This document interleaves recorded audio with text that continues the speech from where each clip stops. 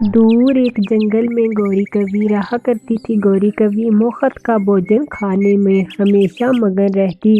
اس طرح وہ اڑتی اڑتی جا رہی تھی، اس کی ٹھیلے پر نظر پڑتی ہے۔ وہ ٹھیلا ایک چڑیا کا تھا جو ادھر سوادشٹ پکوڑے تلتی تھی اور گوری کوی جا کر کہتی ہے، چڑیا چڑیا مجھے کچھ پلیٹ سموسوں کی دے دو اور کچھ پکوڑوں کی دے دو، سنا ہے کہ تمہارے سموسے اور پکوڑے بہت سوادشٹ ہیں، مجھے ایک پلیٹ دے تو صحیح۔ ہاں ہاں گوری بہن، آپ یہ لیں، ایک پلیٹ پکوڑوں کی کھا لیں۔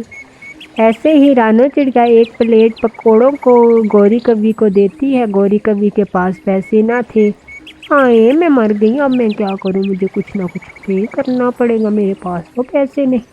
ہائے ہائے میں مر گئی، ہائے میں مر گئی، میرے پیٹ میں درد، ہائے ہائے چڑیا تم نے ان پکوڑوں میں کیا ملایا؟ چڑیا میرا پیٹ گیا، ہائے میں مر گئی، ہائے بھگوان میری کوئی کرپیا مدد کرو، ہائے اس چڑیا کے پکوڑے کوئی نہ کھانا، اس چڑیا کے پکوڑے کوئی نہ کھانا، میرا پیٹ گیا، میرا پیٹ گیا۔ ایسے ہی گوری کوی ناٹک کرتی ہے، چڑیا ڈر جاتی ہے۔ ارے ارے گوری بہن، آپ کو کیا ہو گیا ہے؟ میں نے تو پکوڑوں میں کچھ نہیں ملایا، آپ یہ لے کچھ پیسے لے، یہ لے کچھ پیسے لے، آپ اچھے سے ڈاکٹر سے چیک اپ کروا لیں۔ چڑیا ڈرتے ڈرتے پیسے دے دیتی ہے۔ گوری کوی پیسے لے کر اپنے گھر آ جاتی ہے اور اپنے پتی کو کہتی ہے، کالو کالو کالو دیکھو نا اس چڑیا کو میں نے کیسا چونا لگا۔ ہنس ہنس کے اپنے پتی کالو کو ساری بات بتاتی ہے۔ دیکھو دیکھو کالو، میں کتنی سمجھدار اور بدھیمان ہوں۔ ایسے ہی گوری کہتی ہے، کالو کوا کہتا ہے، گوری گوری تم کبھی نہیں سدھرو گی، تم ہمیشہ برے کام کیا کرتی ہو، کبھی تمہیں بہت سزا ملے گی۔ ایسے ہی چڑیا کی پڑوسن لوسی کوی کے گھر میں کئی زیادہ چوہے آ گئے تھے۔ وہ بہت پریشان تھی، اپنی دوست رانو کے پاس جاتی ہے اور جا کر کہتی ہے، رانو رانو کیا کہتی ہو، میرے گھر میں بہت سارے چوہے آ گئے ہیں، وہ تو ہر دیوار پر ہر چیز کاٹ دیتے ہیں اور میرا بھوجن بھی کھا جاتے ہیں، مجھے کچھ ایسی دوا دو کہ ان چوہوں کو میں ماروں۔ ہاں ہاں لوسی کبوتری، تم میرے سے ایک دوائی لے جاؤ، وہ میٹھے حلوے میں ڈال کر دے دینا، وہ چوہے مر جائیں گے۔ لوسی کبوتری وہ چوہے مار دوائی لے آتی ہے اور اپنے گھر آ کر سوادش اور میٹھا حلوہ تیار کرتی ہے اور اس میں چوہے مار گولیاں ملا دیتی ہے۔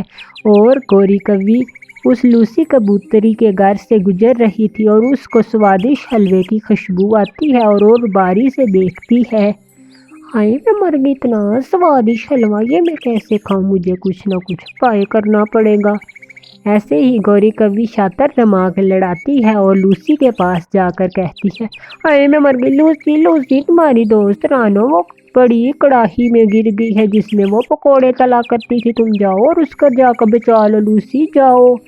لوسی بھاگی بھاگی رانو کی طرف جاتی ہے اور ادھر تو رانو بالکل سرکشت تھی۔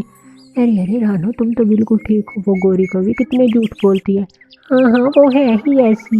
اور ادھر جی بڑھ کر وہ سوادش حلوہ گوری کوی مزے مزے سے کھاتی ہے اور اسی وقت گوری کے پیٹ میں شدید درد شروع ہو جاتا ہے اور گوری تڑپنے لگتی ہے اور کسی نہ کسی طرح وہ اڑتی ہے اور اڑتی اڑتی اپنے گھر پہنچ جاتی ہے۔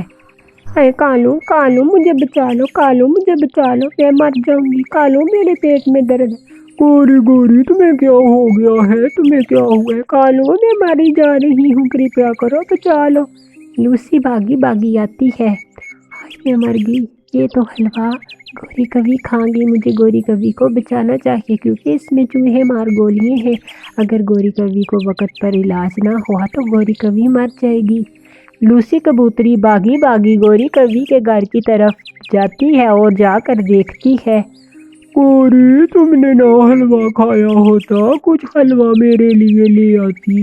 گوری میری پتنی، میری سندر پتنی اٹھو، تمہارا پتی تمہیں یاد کر رہا ہے۔ گوری میں تمہیں ہمیشہ سمجھایا کرتا تھا کہ کبھی بھی کسی کا بھوجن چرا کر نہ کھایا کرو، گوری آنکھیں کھولو۔